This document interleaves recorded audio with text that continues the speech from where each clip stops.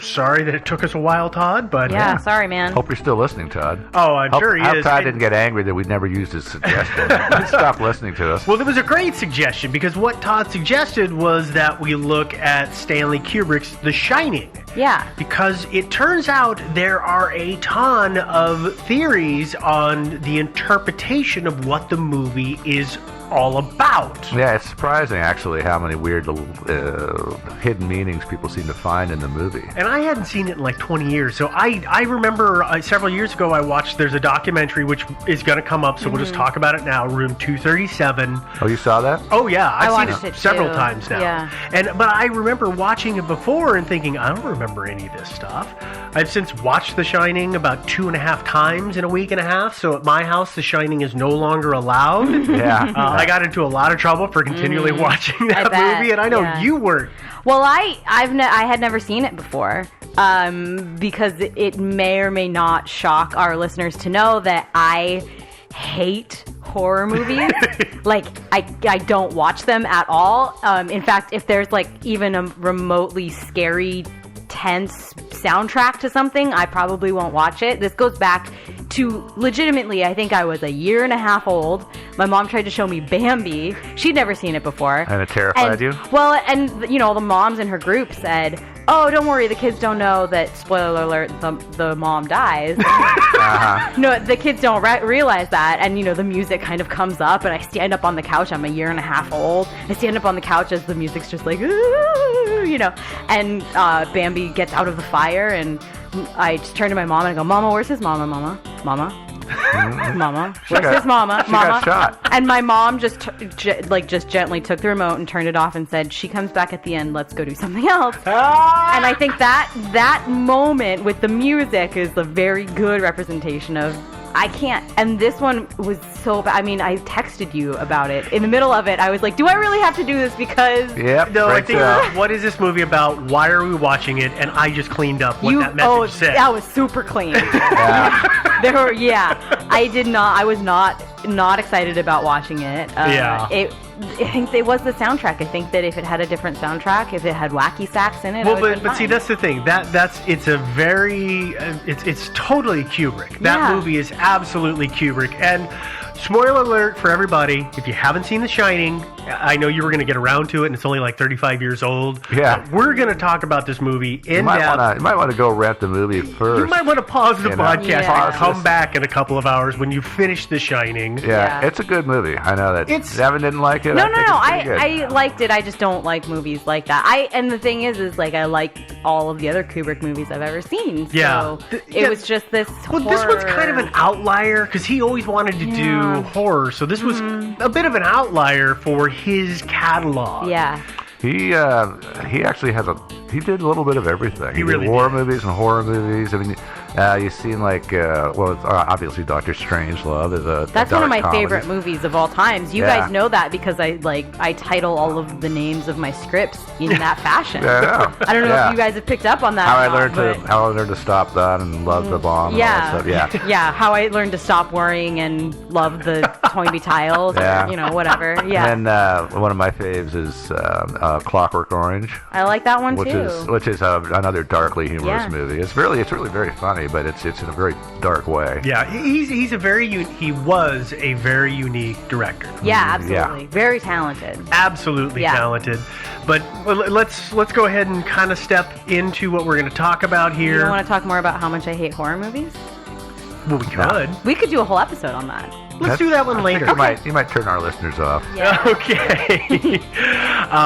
But no, what I was going to say when we were talking about all the theories is some of these theories, you kind of got to stand on one leg, hold your mouth in just the right way, and then maybe see it. And some of them are based on the evidence they give you are really, really obvious. Yeah, and when I watched Room 237, I was having a really hard time not doing that thing that people do sometimes where you sit in front of the TV and you're like, yeah, that's true. Yeah, that thing is the real thing. Oh, no, wait. I know you said that that contradicts it. Just accepting the facts as they were given. And I know that we'll talk about that a little bit too. Yes, because you cannot do that. No. But are you two ready? You ready for movie time? Ready. Yep, let's do it. All right. Who's got the popcorn? Oh, I'll make some. Okay, sweet.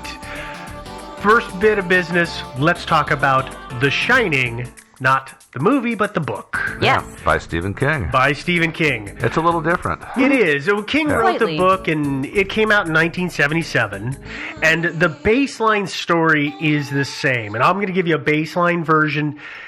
It's not exact because they do diverge from each other so much. Yeah, well, essentially, they're just going to spend the winter in It's the Torrance in the family. mountains, in They a moved to hotel. the Overlook Hotel. It's in the mountains of Colorado. They're going to watch the hotel and maintain it over the course of the winter, and they're going to be snowed in.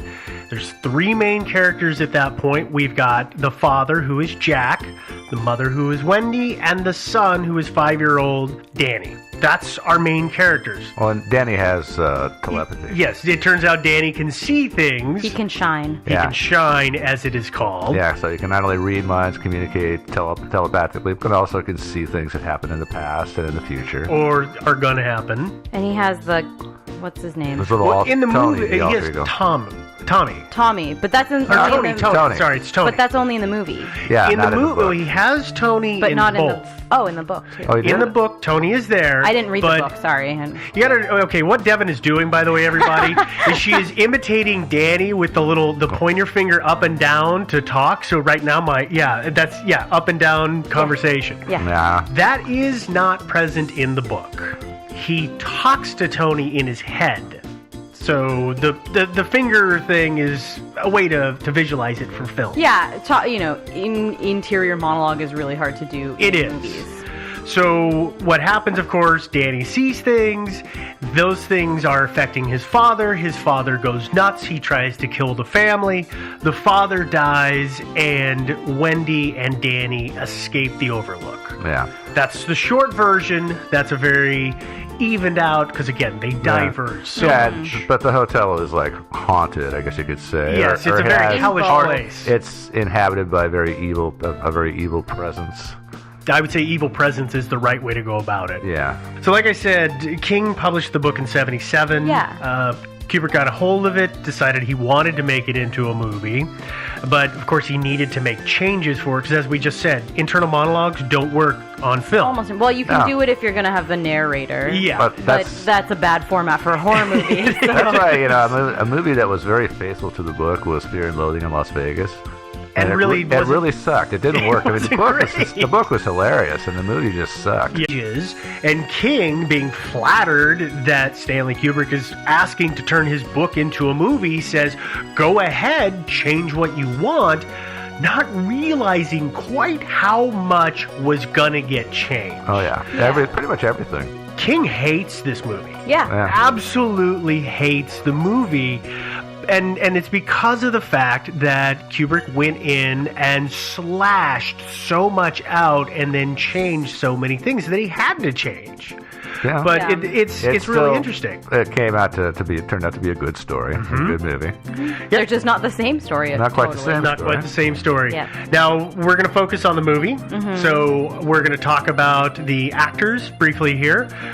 We have 4 actors we're going to talk about. So, Jack Torrance, the father, was played by Jack Nicholson. A very young Jack A Nicholson. very... Yeah. And yet already balding Jack Nicholson. Oh yeah. Oh, by the way, Wicked Widow Peaks. there's Yes. a warning to you people. I guess it's too late because you've already shut off the podcast and you're renting the movie right now and streaming it on Netflix. But Jack Nicholson's hair is kind of wild in this movie. It is. This is a warning. It's not on Netflix.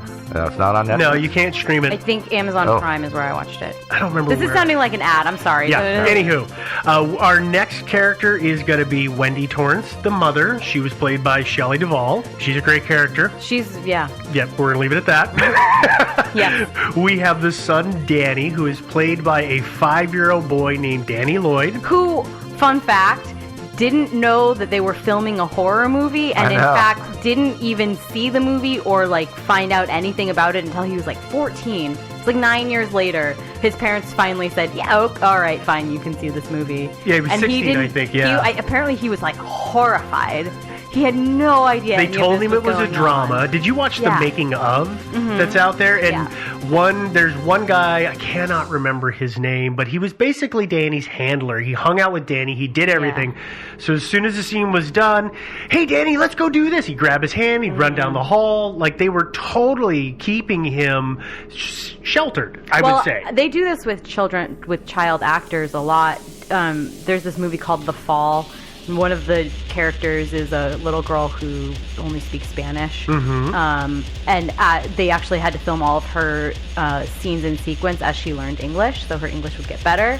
And the one of the other characters is a paraplegic. He can't walk, and she literally thought that he was paralyzed until the premiere of the movie when she saw him walking down the carpet, and she was horrified. I think they do that a lot with kids, right? Well, it- she's it- horrified. I'd it- be happy. the Like, hey, realism you walk, for it. cool. Right. I mean, not like. But No, she was that's shocked. the worst. But she was shocked. Yeah. Yeah. But, We have one more sorry, character. I'm sorry. Oh, that yeah. was a tangent. Okay, no, on this tangent that we're on, just one last thing. I guess I need to go back and watch the movie again because I'm trying to remember if they found a way to keep the kid out of the frames in the scenes when they're in the bathroom and Jack Nicholson is chopping the door down. He wasn't in the He bathroom wasn't at in that there. point. Yeah. He was already escaped the bathroom. No, he started to. No. So Danny went had he out? already got? Oh, that's right. He was already out He the was window. already out. But then when Jack Nicholson is chopping at the door of the apartment, was he not? Did they find a way to keep him out of those scenes Yeah, too? the chopping only happens on the bathroom door. You're way ahead, sir. No. He chopped his way through the apartment door too, and then turned the doorknob. But they have him in the bathroom at that point. And they do cuts. It's all cutscenes. Yeah. None of it's Yeah. white. It's not like it was done So they managed to actually keep him off the set for those. Yeah. while I don't know if chopping he and wasn't acting. off of the set, presume but I he imagine probably- they had him somewhere else. Yeah. I imagine he was in the cafeteria. Anyway, sorry. There's Yeah. another. We have one other actor that we need to talk about, and that is the guy who played the character of Dick Halloran. And he was Scatman Crothers, and he was he was my favorite actor. I agree. Yeah. He did a Good. phenomenal job. He was really good. So he was really interesting, but those are our 4 characters. And that character does or does not exist in the book as He well? does. He does. Yeah. Okay. He does. He does not experience the same fate in the book. Sure. That is a complete diversion Okay. in the movie. And that's actually the one thing about the movie that's very King-esque, very Stephen King-like, is he has a way of having this, because he comes all the way across country and comes in and immediately gets murdered just like that. No chance to do much of anything. Yeah. That's the kind of thing that Stephen King would do. And Yeah. yes, in the You book, think- It didn't happen that that wasn't way. it. He was Yeah. the hero in the Yeah. book. But let's go ahead and move away from the story for a moment before we, because we've got, what is it? We got just a little bit more, and then we're going to start talking about theories. Fair. The last thing I want to talk about is Stanley Kubrick himself. If you're not familiar with him, you need to go watch his movies. All of them. All of them, yeah. In Because- succession. I wouldn't say that. I'm not No. a huge Kubrick fan, but I appreciate them. But I also, you guys, I know you remember this, Devin. A couple years ago, I went and I watched 2001: A Space Odyssey for the first And you time. hated it. I hated it. I was like, I don't hated get it. that movie. I You had to remember explain it to because we me. talked it with Toynbee Tiles. You know, we were talking about the Kubrick idea, Resurrect. Yeah. On Dead on Planet Jupiter, and you were just like, I hate that thing. I hate it. And now that I I've don't done some understand it. research on it, I started to get it. But that's the way Kubrick movies are. Oh, absolutely. Yeah. He didn't believe in just giving it all up front. He would make you think about it. You know what? I think that his style was so. The best way I can describe it is that he intentionally wanted you to leave the theater thinking that you had missed some grander point. Because usually you had, right? But even if you hadn't, even if it was kind of straightforward, and that's why there's all these theories about all these different movies, is that you always end his movies thinking you've missed some huge point.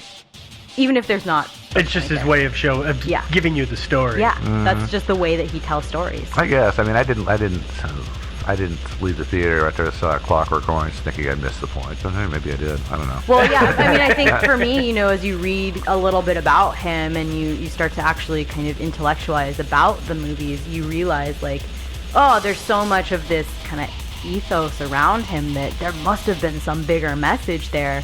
It wasn't just about this one thing. Even with, Dr. Strangelove, the more you start to watch his movies, the more you're like, wow, did I miss something? Was there some really poignant thing there that I totally missed? And I think that even if there wasn't something, because I don't think there always is, but that's the way I would describe it. No, I would say that's an apt description. Absolutely. Yeah, and one last thing before you run off to watch his entire catalog. If you're not going to do that, another one I would recommend is Paths of Glory with Kirk Douglas. Have you guys ever seen that one? No. No, I don't know that I've ever seen that one. Yeah, no, it's a good movie. Okay.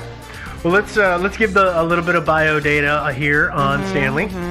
Made his first movie in 1951, which was a really short documentary. He acquired funding for it himself. I mean, in 51 it cost $1,000 and he had to raise that cash on his own. His last movie was in 1999, Eyes Wide Shut. Which I believe, didn't Spielberg finish that movie? I swear I saw something that said that he wasn't involved in that movie. Like an interview? Yeah, I remember reading about it somewhere because apparently the movie wasn't completed, but maybe it wasn't Spielberg. It feels like this is the sort of thing that yeah, it doesn't. Right? It's not really relevant. It's kind of cool lore if it is, but I don't think we'll probably ever confirm it. Yeah. Yeah. Well, I think we've talked a lot. I mean, so far we told you about Stanley, and the last thing that I want to tell you is that, including the short documentaries or the short films he made in the beginning, he did a total of 16 movies in 40 years. Which isn't that not many. a lot, really. No, but you also need to remember that his movies took anywhere from 1 to 2 years to complete, after which point he was exhausted because he did everything.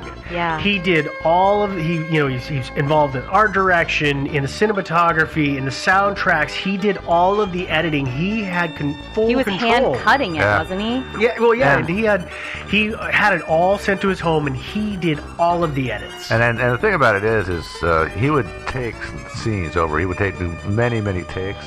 We're going to talk about this later. And then let's hold that that was a lot of footage fun to go a little through. bit. Yeah, it is. Yeah. Well, I think that might be one of the shortest descriptions we've ever done on the show. But we're done talking about all those things. We're going to jump right into theories. Well, it's not really theories, is it? Theories and interpretations. These are just not our theories, but theories that other people have. Oh yeah, no. Well, most of the times theories aren't our theories, but I guess how would you describe it, Devin? I don't know. I guess theories about, because it's not really like theories of how this thing happened, right? It's theories of what it the means, So what meaning, the intention is. We'll call it meaning. Okay. And also why perhaps Kubrick did it. There we go. Meanings and reasons. Yeah. This week on Thinking Sideways. Okay, well, we're going to start out with my favorite one. Yes.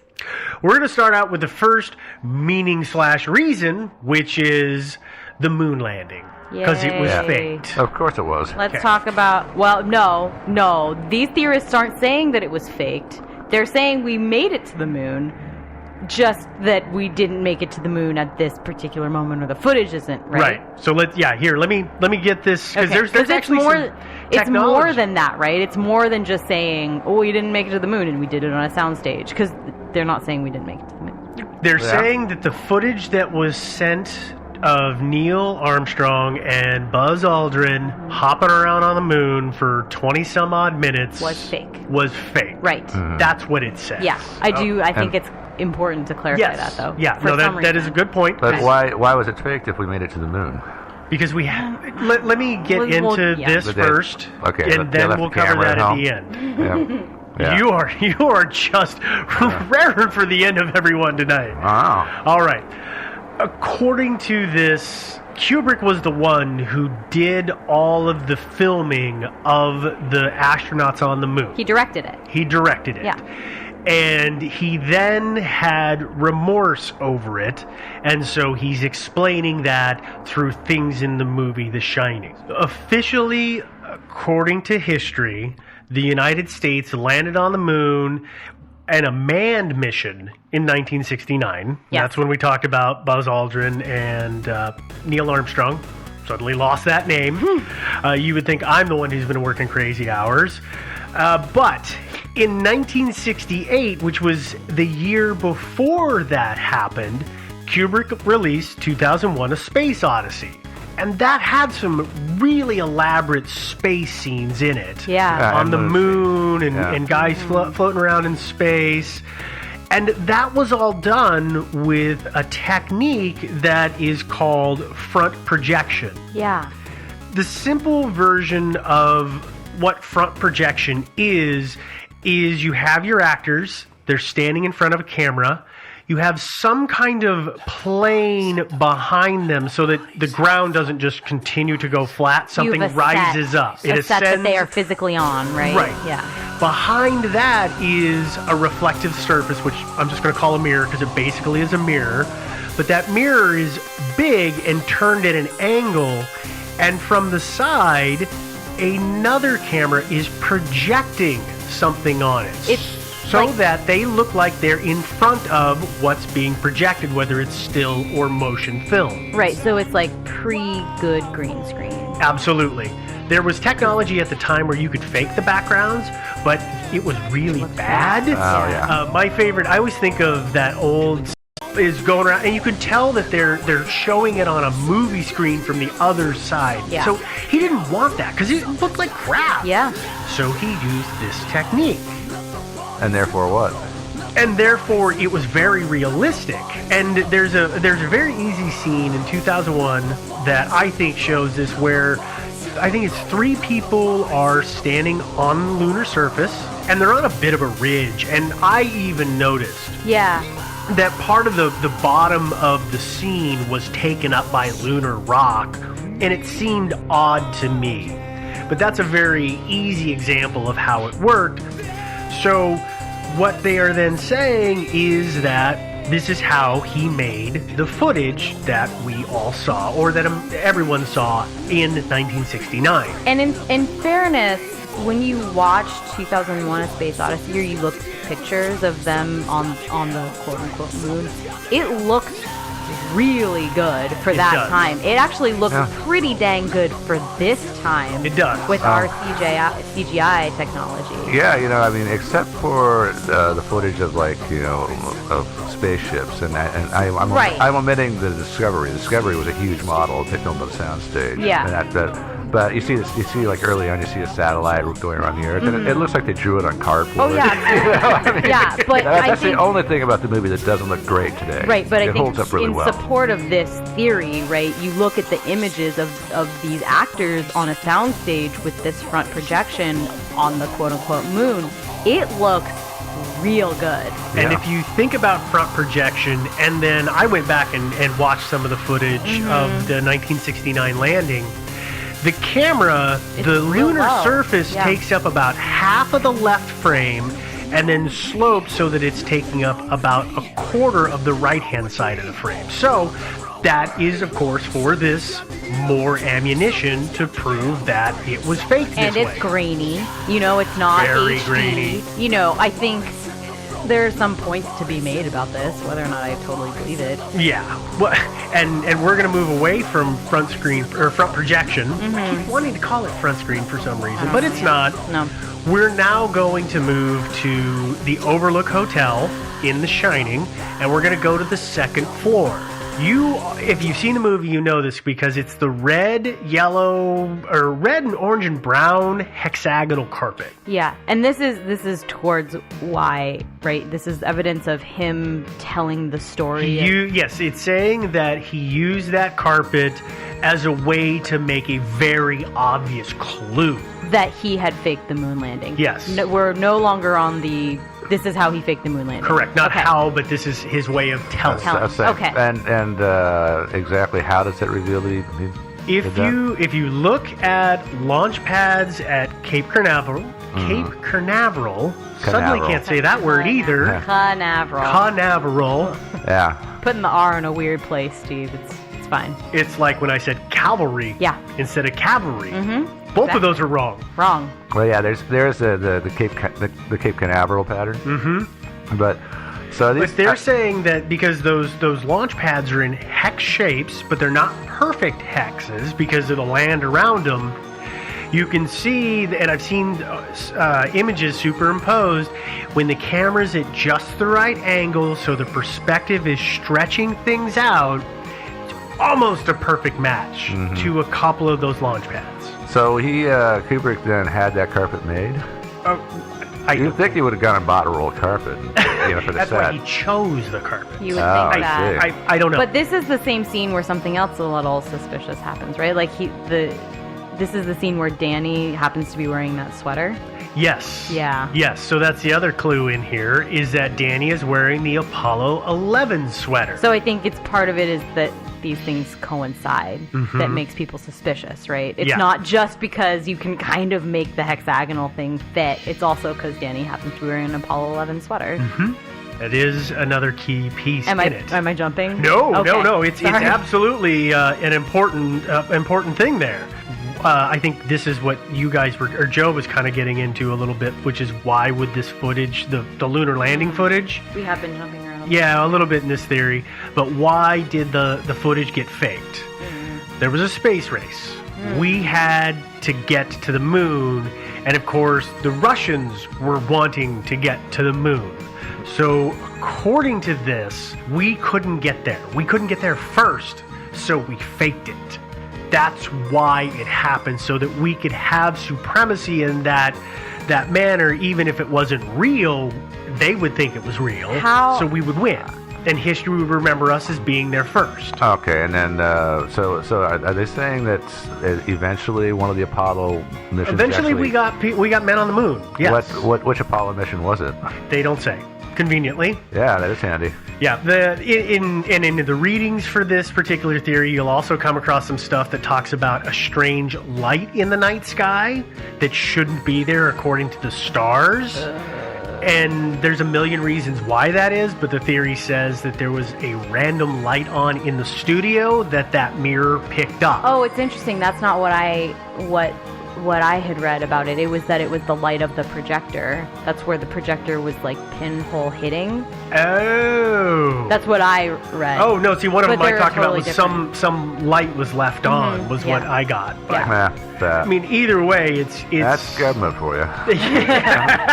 Oops. Yeah, just bungling it again. So that now there's other ways that, according to this, Kubrick tells us that it is the lunar landing, and he's sorry. That is when Dick Halloran takes Wendy and Danny into the pantry. There's Tang cans on the wall, which of course the astronauts drank Tang. So did everybody else. Then. Yeah, I know. I know. I know. That's, I know. had Tang in my earthquake kit when I was a kid, and that was in the 90s. Like, come on, guys. Another clue we have is that room, the room where the spirits are, where the scary naked old lady is at, is room 237. Yeah. The moon, even figures, 237,000 miles away from the Earth. The other one Yeah. that they had in that one, right, was the key. Are you going to talk about that? No, I wasn't going to little go into it. fob Go on the key? Have at it, because this one was so dumb to me. I didn't It's wanna super do it. dumb, yeah, but I like to talk about dumb things sometimes. It's that the key has a little tag on it, right, to label what room it is for, and it says room, no, like number, and then N-O.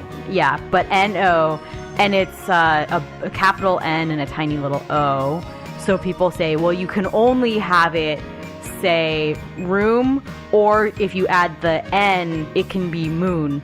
You replace, if you Yeah. switch it around. So obviously Kubrick was trying to say that it was the moon room and everything was fake in there, and he faked it. Yeah, that's exactly it.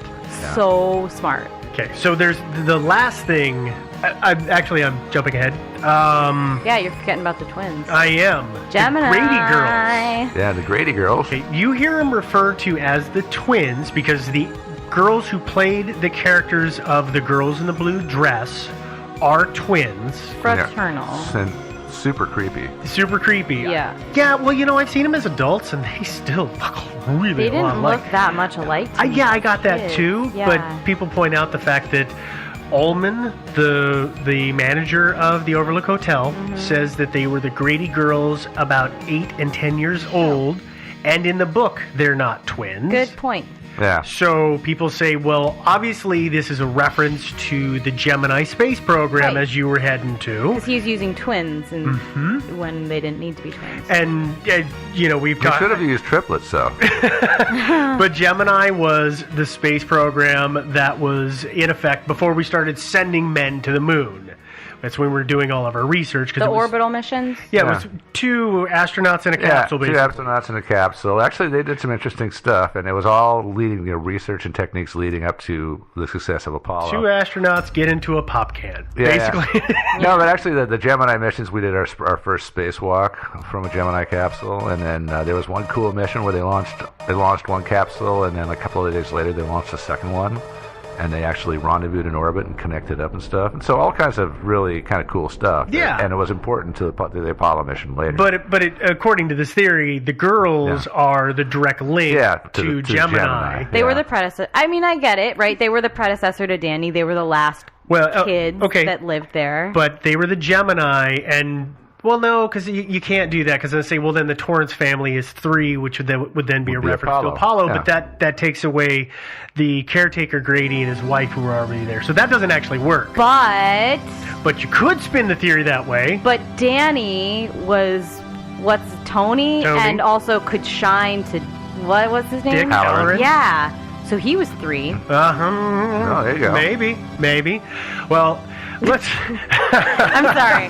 This is how this is going to go. Let's not take this theory too far. No. Well, here's the last thing that I found everywhere about this, which is in the Colorado room, we see Jack on his typewriter. Wendy comes in and interrupts him, and he pitches a fit and chews her out about his responsibilities and his work.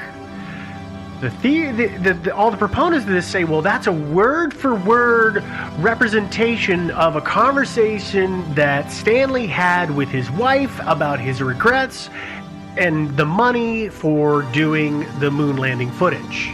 The problem is, that is outright wrong.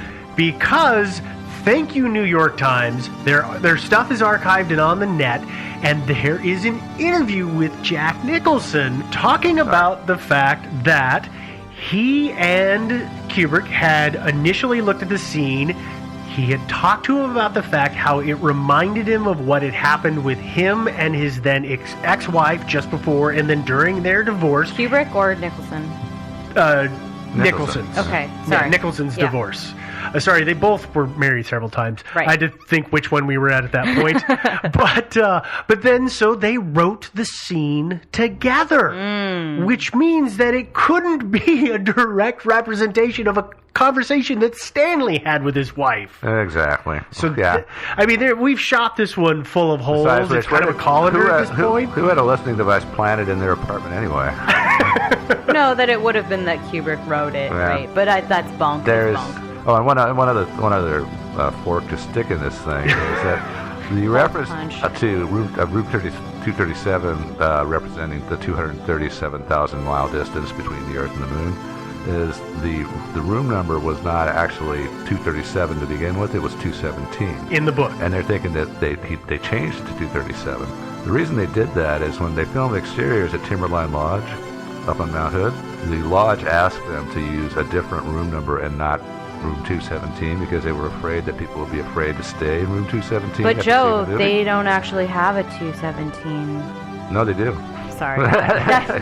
I've heard it said about this. They're like, but if you call Timberline Lodge, they don't have a room number 217. I've been there, as have you, I'm sure. Oh, yeah. You know they have a room 217. Oh yeah, they do. And Your actually, story is correct. It's their most popular room. They don't have a room 237. No. Yeah. So what you're saying is right, but I just wanted to bring up that's a thing that people say. People do one. Jeez.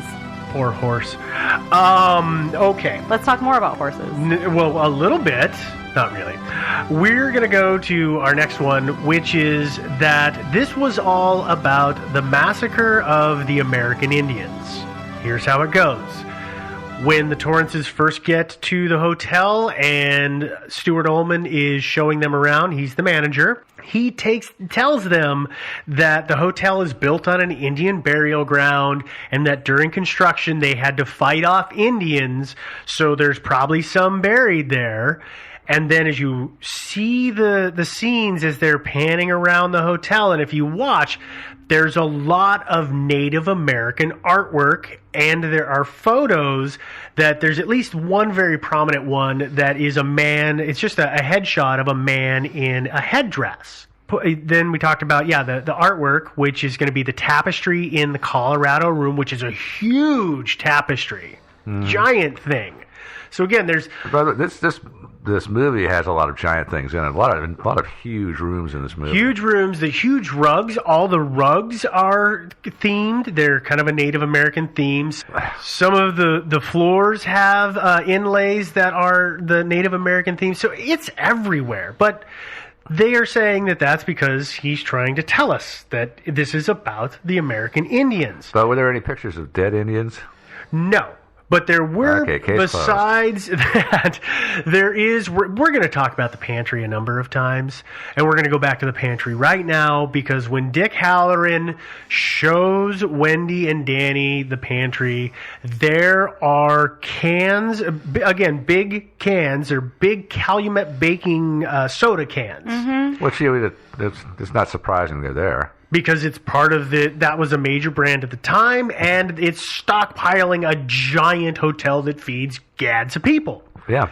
But that can, part of it is it's a bright red can, and it's got a reverse image of a face with a headdress on. So it's a Calumet American Indian. Yeah, I think that stuff is still sold, right? It is. I have it in my cabinet. Really, it's very familiar. It absolutely is. I was like, crap, I don't bake, I don't know. We have like 4 cans of it at our house, so yeah. But, there's that time when the cans show up, and they're all nice and neat and orderly and all facing forward. And then we're going to flip ahead to when Wendy locks Jack in the pantry after she clubs him in the head with a baseball bat. Spoilers! Yeah. I told you we were going to be full of them. Ugh!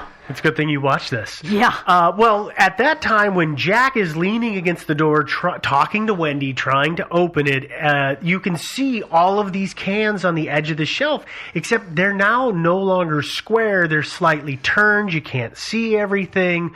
So what this says is that is representative of the way the American government came to the American Indians and said, we're going to make all these treaties, and we're going to be very honest and upfront with you, which is why all the cans are facing forward at first, and then we changed our mind. The American government changes their minds. They do all these things, and they basically break all their promises, which is why the cans are turned to represent that breaking of the promise. I see. Yeah. I don't know that I really go in.